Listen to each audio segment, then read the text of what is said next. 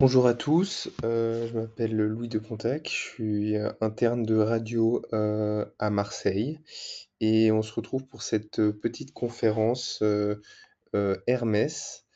Euh, Ça va être une conférence dans laquelle je vais essayer de balayer une partie du programme en vous donnant un maximum d'outils pour répondre à toutes les questions du programme. Ça va pas être exhaustif. N'hésitez pas si vous avez des questions à me poser des questions. Là, je vous laisserai mon mail à la fin, mais quand on refera les conférences avec beaucoup plus de temps, quand on refera la conférence euh, en janvier-février, alors là, vous pourrez poser vos questions en direct et ce sera beaucoup plus vivant.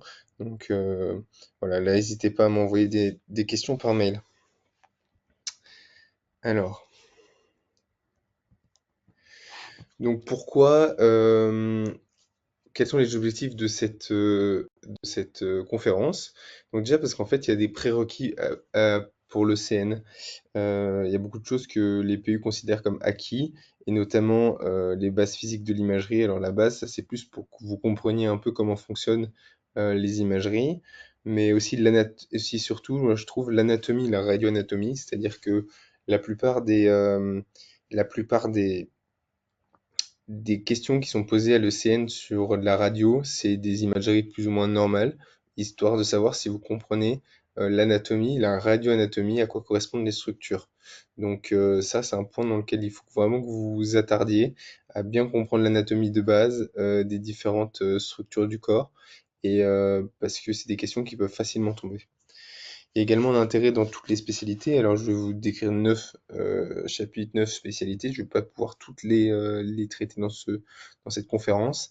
Mais en fait, mais ce qu'il faut comprendre, c'est que dans tous les domaines, un patient hospitalisé aura probablement une imagerie.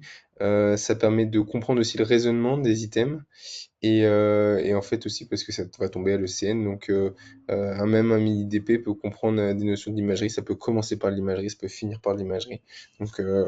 Donc, c'est des points, moi j'insiste, c'est des points bons à prendre parce que trop souvent négligés, et alors qu'il suffit d'un peu d'attention à chaque fois que vous lisez un chapitre, à la fin vous pouvez avoir des images légendées. Si vous lisez juste ces images légendées que vous vous intéressez un petit peu, c'est des questions très très très très simples. Donc, donc, c'est un bon moyen de gagner des points. Donc, les 9 grands chapitres d'imagerie médicale, je vais passer assez rapidement. Il y a l'imagerie digestive avec le foie, le pancréas, le tube digestif et les voies biliaires. L'imagerie cardiovasculaire, donc à la fois le cœur et les vaisseaux périphériques. L'imagerie neurologique, cerveau et moelle, qui comprend aussi la moelle. L'imagerie néphro-urologique, l'imagerie gynécologique, l'imagerie pédiatrique, thoracique, musculo-squelettique et ORL. Donc ça, c'est les différents chapitres dans lesquels euh, on divise la radiologie dans ces grandes surspécialités. Et donc ça peut être intéressant de les voir comme ça, si vous retrouvez cette division notamment dans le collège de radiologie. Donc là, je vais vous parler des différentes modalités d'examen. Euh, je ne sais pas si fondamentalement il peut y avoir des questions dessus, mais c'est important de comprendre un peu comment ça fonctionne euh, pour, euh, pour après comprendre après les imageries. Donc en fait, il y a une première modalité, c'est les rayons X, donc le scanner en 3D et la radiographie en 2D. En 2D parce qu'en fait les rayons X arrivent d'un côté et sont réceptionnés derrière, donc c'est une moyenne de toute l'atténuation sur l'ensemble du corps, alors qu'un scanner, ça va tourner, donc on va pouvoir par calcul savoir quel était le pixel ou l'endroit du corps pour lequel il y a eu une atténuation. Donc ça dépend de la nature des tissus, de l'épaisseur des tissus, de l'énergie des photons. Il y a 4 densités essentielles à connaître, je vous les mets parce que c'est quand même important d'avoir cette notion. En -1000, on a l'air. Euh, à plus 1000, vous avez l'os. Donc l'os, il atténue tous les photons, donc il est blanc. Et l'air, il atténue aucun photon, donc elle apparaît noire. Euh, En gris, alors plutôt de cette teinture-là, on peut avoir la graisse avec de -120 à -10 UH. Et ce qu'il faut bien retenir, c'est que l'eau, par définition, est à 0 UH. Et avec les liquides dans le corps qui peuvent avoir quelques protéines ou quelques autres composants, on est à 0,20, 0,30 UH, c'est liquidien. En deuxième modalité, on a l'IRM avec les ondes magnétiques. Ça permet de déterminer la composition d'un tissu selon la mesure d'un signal émis par les atomes d'hydrogène qui composent le corps. En fait, les atomes d'hydrogène composent un peu comme une caméra qui voit à peu près ce qu'il a autour de lui et en fonction, il réagit différemment. Donc, avec a posteriori, on décode la caméra et on dit ah oui, en fait, lui, il est à côté euh, d'atomes de calcium. Enfin, on permet de déterminer à peu près ce qui entoure le, les atomes d'hydrogène. Et comme on est composé d'une grande partie d'atomes d'hydrogène, enfin d'eau et donc d'atomes d'hydrogène, alors on peut déterminer la composition des tissus. Excusez-moi. Donc en fait, pour les grands fonctionnements, je ne vais pas du tout rentrer dans les détails, c'est pas important, mais vous avez un grand champ magnétique statique qui est dans le sens de la personne, et dessus vous allez mettre des ondes de radiofréquence pour permettre de déterminer comment le signal récupère. Donc là, on parle d'intensité signal. Avant, c'était de la densité, hyperdensité, hypodensité. Donc hyperdensité de l'os, hypodensité de la graisse, hypodensité le, le, l'air, mais je vais vous le montrer après dans les différentes imageries. Là, c'est une hyperintensité de signal avec un hypersignal, une hypointensité avec euh, une hypointensité égale à un hyposignal, pardon, c'est une coquille. Donc hypointensité, hyposignal, hyperintensité, hypersignal. Faut faire attention dans l'IRM aux contre-indications parce que on a beaucoup plus que scanner. Donc, faut bien penser à tout ce qui est métallique, éclats métalliques dans les yeux, les bijoux, les vêtements, et aussi tout ce qui est matériel implantable, notamment les pacemakers et les DAI.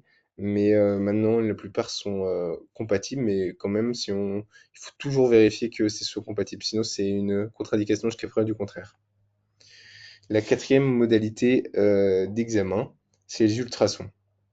Alors c'est une petite, enfin c'est une sonde dans laquelle il y a des ultrasons qui partent et il y a aussi une antenne de réception pour savoir comment les ultrasons ont été atténués par les différents tissus et les différentes interfaces de tissus. Donc ça, on parle dans ce cas-là d'écogénicité, l'anécogénicité, à distinguer de l'hypoécogénicité. De l'anécogénicité, c'est aucun ultrason n'est renvoyé, n'est atténué, alors que l'hypoéconomicité, c'est juste que c'est moins que le tissu environnant ou les muscles. Donc ça, soit c'est noir, soit c'est gris foncé, là c'est l'hypoéconomicité. Quand c'est noir noir, c'est l'anéconomicité. Après, vous avez l'hyperéconomicité, vous connaissez quand c'est blanc. Le Doppler, c'est pour savoir les flux. C'est important pour les, pour le vasculaire et le cardiaque. C'est aussi important de savoir si une lésion est hypervasculaire ou pas. Donc voilà pour l'introduction. On va passer aux différents cas d'examen. Donc le premier cas, c'est un cas d'orthopédie. On reçoit aux urgences une patiente de 75 ans ayant chuté au domicile. Elle se plaint d'une douleur de bassin difficilement caractérisable du fait de la confusion. Elle n'a aucun antécédent. Vous réalisez une imagerie de bassin que voici. Quel est le type d'examen et quelle anomalie retenez-vous? Alors je vais vous poser, alors il y aura des QROC, il y aura des questions, il y aura tout ça. Je vais vous laisser quelques secondes pour réfléchir à chaque fois, environ une dizaine de secondes. Et je vais vous mettre les images en plus grand pour que vous puissiez bien les analyser. Donc qu'est-ce que vous voyez?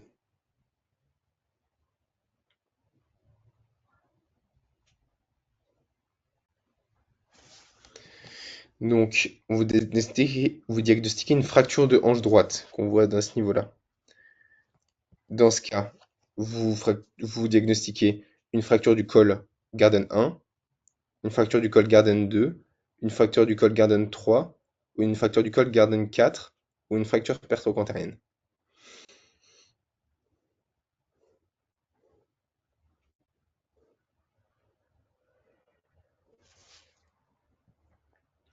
C'est une fracture pertrocantérienne. On va la revoir ici.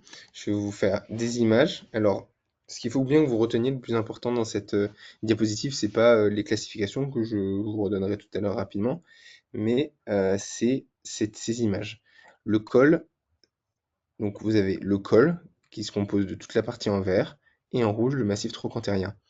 Ici, comme vous pouvez bien le voir actuellement, le col, bien qu'il soit dans un autre angle et donc raccourci, vous le voyez, il n'y a pas de solution de continuité. Et la seule solution de continuité, elle se situe au niveau du petit trochanter et du gros trochanter ici. Donc c'est une fracture du massif trochanter. Hyper importante de bien comprendre qu'il y a deux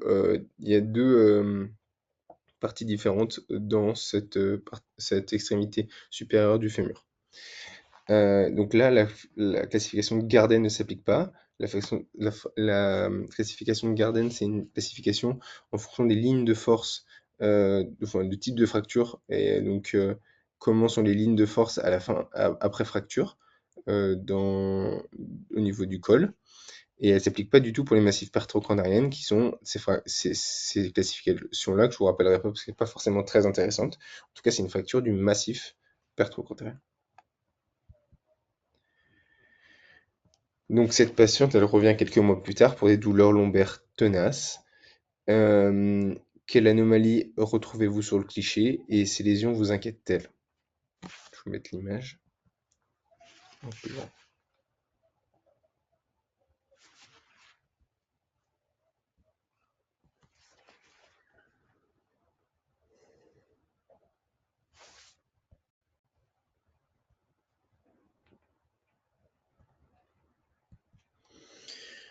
Donc là, on voit une fracture tassement de L2. Alors comment on repère ça? En fait, les corps vertébraux, ils sont rectangulaires. Donc normalement, ils doivent faire la même hauteur chacun, à peu près la même hauteur en antérieur et en postérieur. Donc ça, c'est le cas ici, c'est le cas à peu près ici, c'est le cas là, c'est le cas là, et là, vous voyez, ça perd environ 30% de la hauteur.